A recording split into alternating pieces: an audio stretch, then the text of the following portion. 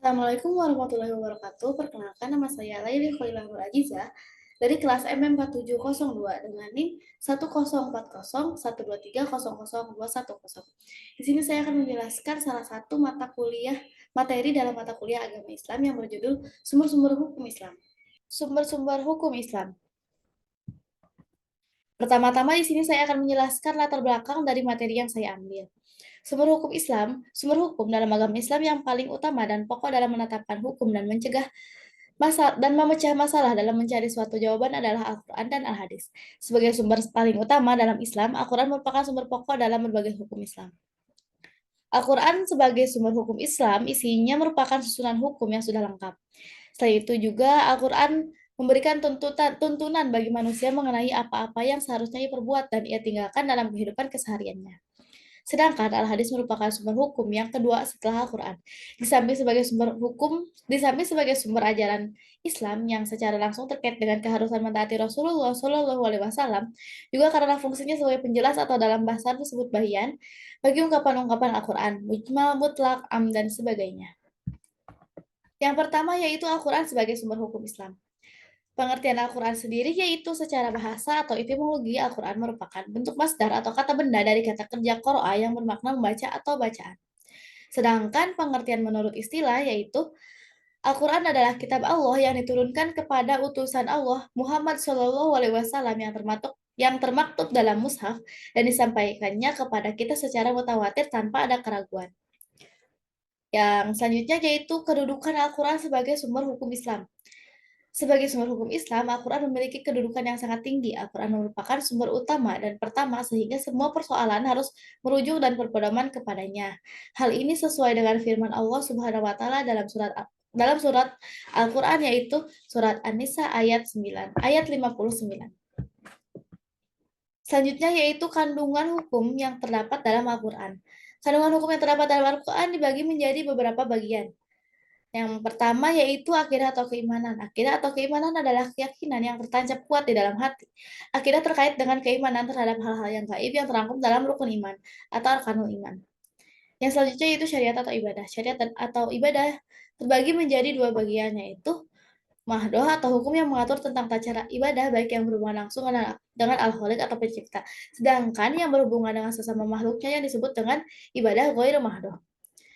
Tata cara ibadah Ilmu yang mempelajari tata cara ibadah dinamakan ilmu fikih. Ilmu fikih terbagi menjadi dua, hukum ibadah. Hukum ibadah itu yang mengatur hukum-hukum beribadah.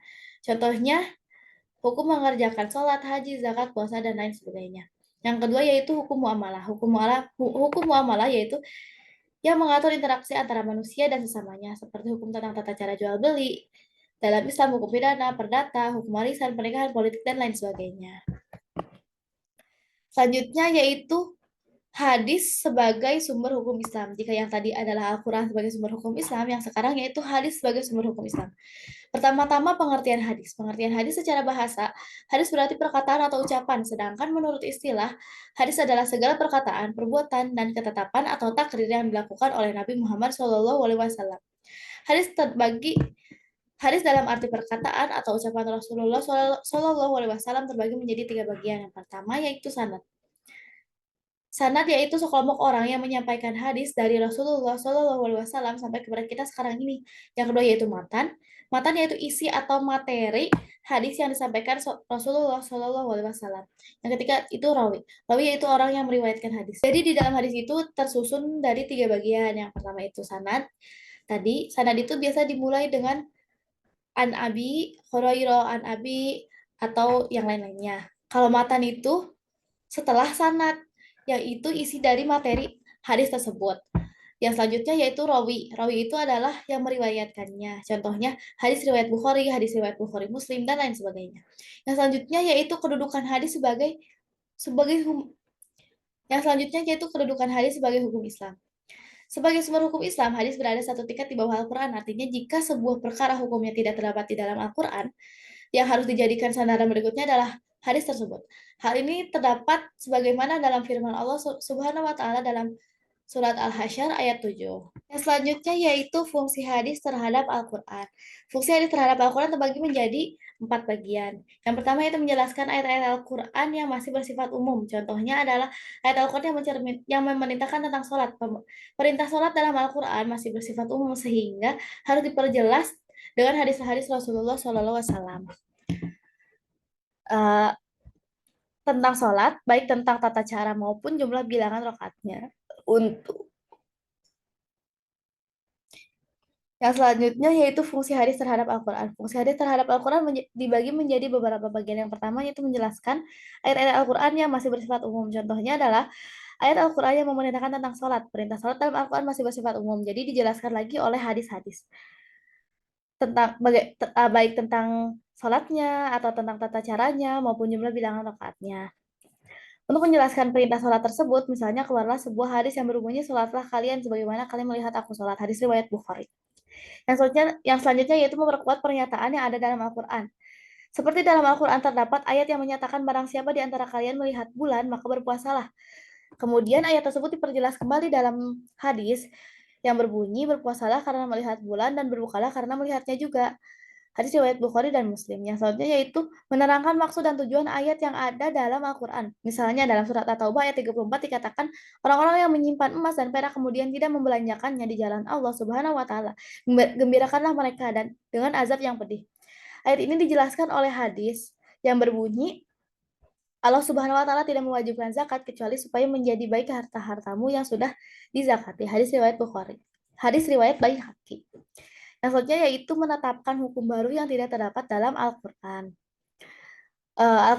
Maksudnya adalah bahwa jika suatu masalah tidak terdapat hukumnya dalam Al-Quran, diambil dari hadis yang sesuai. Misalnya bagaimana hukumnya seorang laki-laki menikahi saudara perempuan istrinya. Hal tersebut dijelaskan dalam sebuah hadis Rasulullah SAW.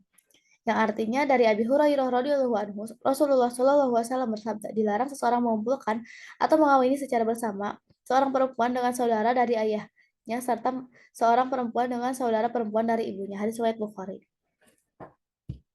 Selanjutnya yaitu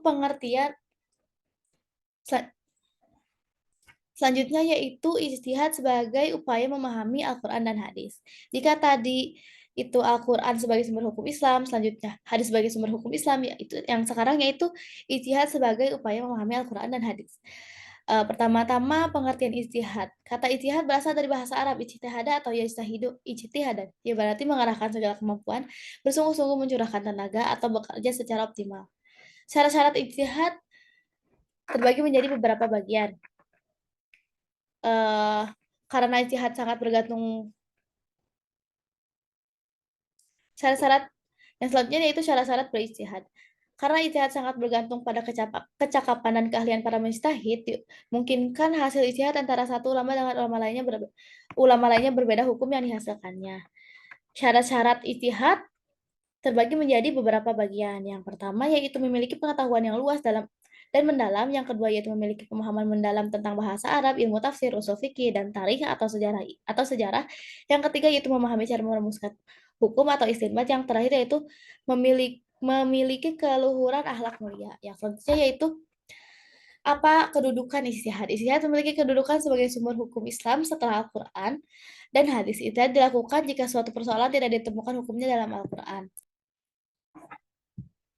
Selanjutnya yaitu bentuk-bentuk ijtihad. Bentuk-bentuk ijtihad itu terbagi menjadi beberapa bagian. Yang pertama ijma. Ijma adalah kesepakatan para ulama ahli ijtihad dalam memutuskan suatu perkara. Yang kedua yaitu qiyas. Qiyas adalah mempersamakan atau menganalogikan masalah baru yang tidak terdapat dalam Al-Quran atau hadis dengan yang sudah terdapat hukumnya dalam Al-Quran hadis karena kesamaan sifat atau karakternya. Contohnya yaitu ketika dalam Al-Quran atau hadis itu terdapat hukum meminum khamar. Hukum meminum khamar itu haram karena dapat memabukkan. Dan demikian pula sekarang itu diharamkan bagi manusia untuk meminum vodka, alkohol atau narkoba kenapa? Karena sifatnya itu sama dengan khamar yang sifatnya itu sama-sama memabukkan. Yang selanjutnya yaitu maslahah mursaliyah. Maslahah mursaliyah artinya menerapkan hukum yang menitik beratkan pada kemanfaatan suatu perbuatan dan tujuan hakiki dan universal terhadap syariat Islam. Eh, Lalu kesimpulan dari semua materi yang saya jelaskan tadi adalah yang pertama, Al-Quran adalah kalam Allah Subhanahu wa Ta'ala atau wahyu yang disampaikan kepada Nabi Muhammad SAW melalui malaikat Jibril dan diajarkan kepada umatnya, dan membacanya merupakan ibadah. Al-Quran adalah sumber hukum utama selain sebagai kitab suci. Oleh karena itu, semua ketentuan hukum yang berlaku tidak boleh bertentangan dengan hukum-hukum yang terdapat dalam Al-Quran. Hadis atau sunnah adalah segala ucapan atau perkataan perbuatan serta ketetapan takrir Nabi Muhammad SAW yang terlepas dari hawa nafsu dan perkataan-perkataan tercela.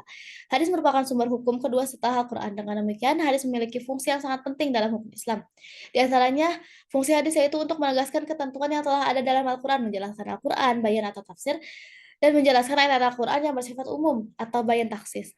Yang selanjutnya adalah ijtihad. Ijtihad artinya bersungguh-sungguh atau mencurahkan segala kemampuan. Ijtihad yaitu upaya sungguh-sungguh mengerahkan segenap kemampuan akal untuk mendapatkan hukum-hukum syariat pada masalah-masalah yang tidak ada nasnya. Ijtihad dilakukan dengan mencurahkan kemampuan untuk mendapatkan hukum syarak atau ketentuan hukum yang bersifat operasional dengan mengambil kesimpulan dari prinsip dan aturan yang telah ada dalam Al-Quran dan Sunnah Nabi Shallallahu Alaihi Wasallam. Mungkin cukup sekian yang dapat saya sampaikan. Mohon maaf apabila dalam saya menyampaikan materi tersebut ada kesalahan, dan semoga materi ini bermanfaat bagi kita sekalian. Terima kasih. Assalamualaikum warahmatullahi wabarakatuh.